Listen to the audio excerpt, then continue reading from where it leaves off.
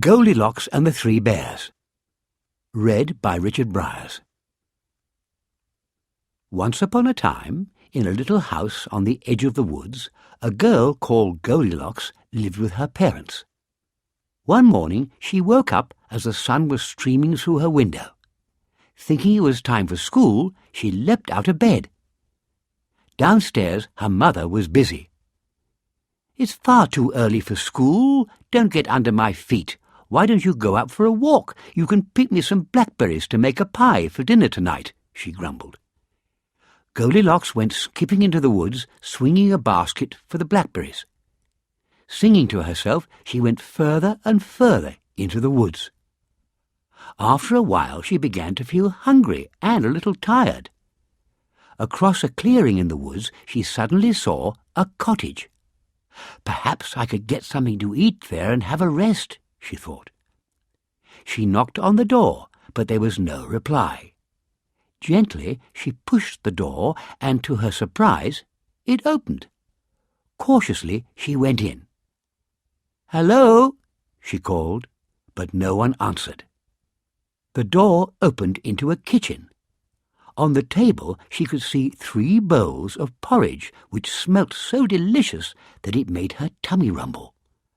The bowls were 3 different sizes, big, middle-sized and tiny, and by each bowl was a chair, also big, middle-sized and tiny. Goldilocks scrambled onto the biggest chair because it had the biggest bowl of porridge by it. She picked up a big spoon and tried the porridge. "Ouch!" she cried. "This porridge is too hot." She moved onto the next chair and the next bowl. Picking up a middle-sized spoon, she tried the porridge. "Yuck," she said, for it was very, very cold. Goldilocks moved onto the next chair and the smallest bowl. Picking up the smallest spoon, she tried the porridge. It was just right. So, very quickly, she ate it all up.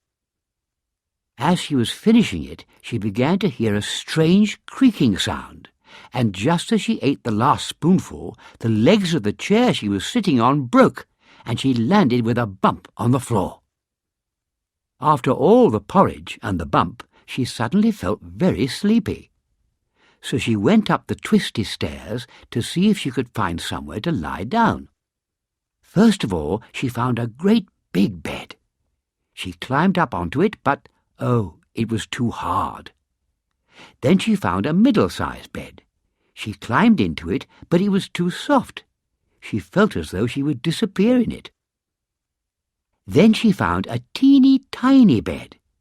This felt just right, so she climbed into it, pulled the covers over herself, and was soon fast asleep. While she was sleeping, the owners of the cottage came back.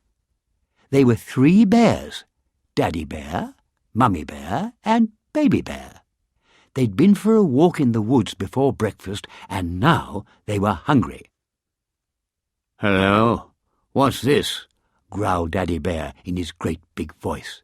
"It looks as though someone's been messing with my porridge, and whoever it is has left muddy footprints on my chair." Mummy Bear came to look. "You're right, my dear," she said in her soft, growly, middle-sized voice. "Someone's been eating my porridge too, and I'm sure the cushion on my chair has been sat on." Then Baby Bear began to cry. "Someone's been eating my porridge, and they've eaten it all up, and they've broken my chair as well," he sobbed in his little squeaky, teeny, middle-sized growl. Who could have done this, and where were they now? They wondered. They looked around the house and went upstairs. "Well," growled Daddy Bear, "someone's been lying in my bed, but they're not there now."